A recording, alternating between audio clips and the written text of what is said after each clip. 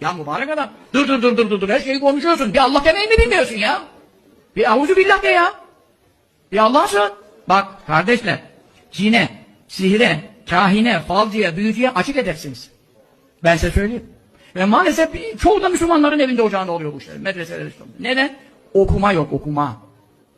Ya mübarek adam. Bak ne diyor hadis-i şerif? Bunu diyor sabah akşam 3 kere, akşam oksa 3 kere. Hiçbir sahirin büyüsü, hiçbir kahinin kehaneti, hiçbir şerlinin şerri, hiçbir nazar edenin ken gözü ona isabet edemez.